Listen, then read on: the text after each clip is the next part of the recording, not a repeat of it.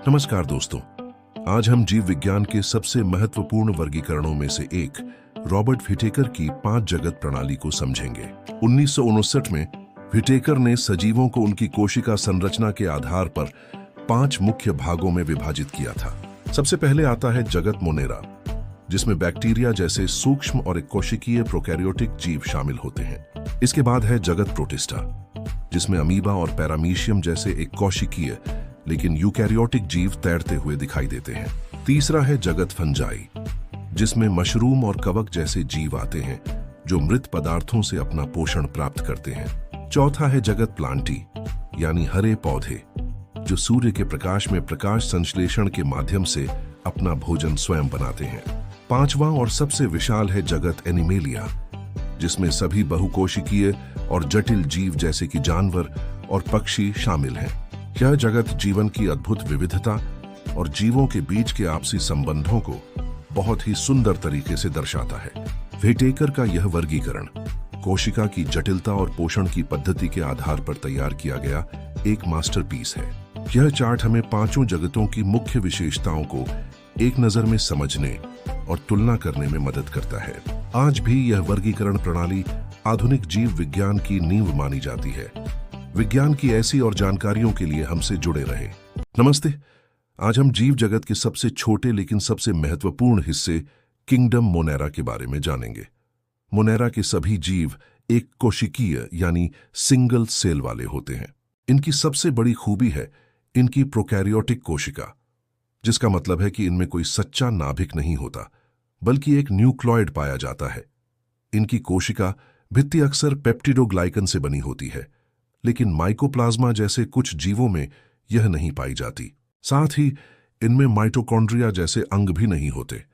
ये जीव अपना पोषण स्वपोषी या परपोषी तरीके से करते हैं और मुख्यतः द्विखंडन यानी बाइनरी फिशन द्वारा प्रजनन करते हैं। मोनेरा को 3 प्रमुख समूहों में बांटा गया है। पहले हैं आर्कीबैक्टीरिया, जो बहुत ही कठिन परिस्थितियों जैसे गर्म झरनों या खारे पानी में रहते हैं। दूसरे हैं यूबैक्टीरिया या सच्चे बैक्टीरिया, जिनमें साइनोबैक्टीरिया यानी नीले हरे शैवाल भी शामिल हैं।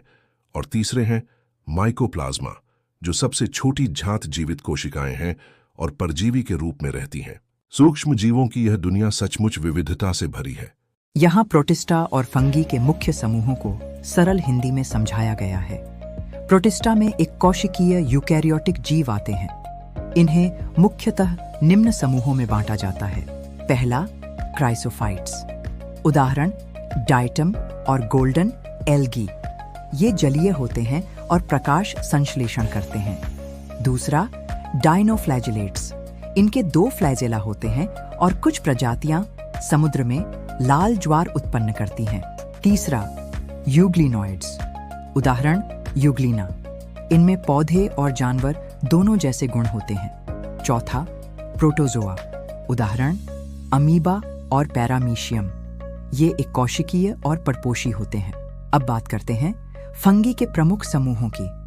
फंगी बहुकोशिकीय और परपोषी जीव होते हैं। पहला, फाइकोमाइसीट्स, उदाहरण राइजोपस यानी ब्रेड मोल्ड। इनकी संरचना साधारण होती है। दूसरा, एस्कोमाइसीट्स। इन्हें सैक फंगी भी कहते हैं, जैसे यीस्ट और पेनिसिलियम। तीसरा, बेसिडियोमाइसीट्स, उदाहरण मशरूम और रस्ट।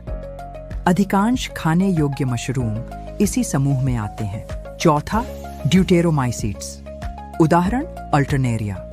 लैंगिक प्रजनन ज्ञात न होने के कारण इन्हें फंगी इम्परफेक्टी कहा जाता है। संक्षेप में कहें तो प्रोटिस्टा मुख्यतः एक कोशिकीय और जलीय है, जबकि फंगी बहुकोशिकीय और अपघटक होते हैं। लाइकेन प्रकृति का एक अद्भुत चमत्कार है। ये 2 जीवों शैवाल और कवक का एक अटूट सहजीवी संघ है। जहां शैवाल भोजन बनाता है, वहीं कवक उसे सुरक्षा और खनिज देता है। ये कठोर चट्टानों और रेगिस्तानों में भी जीवित रह सकते हैं और वायु प्रदूषण के प्रति बहुत संवेदनशील होते हैं। इनके 3 मुख्य प्रकार हैं: परतदार क्रस्टोज, पत्तीनुमा फोलियोज और झाड़ीनुमा फ्रूटिकोज। ये न केवल मृदा निर्माण में मदद करते हैं, बल्कि हमारे पारिस्थितिकी तंत्र के लिए जैव संकेतक के रूप में भी महत्वपूर्ण है। लाइकेन प्रकृति की इस अद्भुत और सफल साझेदारी का प्रतीक है।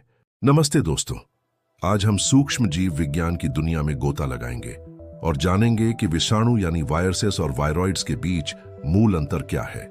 विषाणु एक जटिल अकोशिकीय संरचना है। इसमें एक बाहरी प्रोटीन आवरण होता है जिसे कैप्सिड कहते हैं, जो इसके अंदर मौजूद डीएनए या आरएनए की सुरक्षा करता है। ये परजीवी की तरह काम करते हैं और इंसानों से लेकर जानवरों तक को संक्रमित कर सकते हैं, जैसे एचआईवी या कोरोना वायरस। अब बात करते हैं वायरॉइड्स की। ये विषाणुओं से भी छोटे और सरल होते हैं। इनमें कोई प्रोटीन आवरण नहीं होता। ये केवल नग्न वृत्ताकार आरएनए के धागे होते हैं। ये मुख्य रूप से पौधों को प्रभावित करते हैं, जैसे कि आलू में होने वाला स्पिंडल ट्यूबर रोग। तो मुख्य अंतर क्या है? विषाणु में प्रोटीन और न्यूक्लिक एसिड दोनों होते हैं, जबकि वायरॉइड में सिर्फ आरएनए होता है। विषाणु बड़े होते हैं, वायरॉइड बहुत सूक्ष्म। साथ ही वायरॉइड केवल पौधों में बीमारियां फैलाते हैं, जबकि विषाणु इंसानों, जानवरों और पौधों हर जीवित कोशिका पर हमला कर सकते हैं। उम्मीद है आपको यह जानकारी पसंद आई होगी। विज्ञान से जुड़े और भी रोचक तथ्यों के लिए हमारे साथ जुड़े रहें।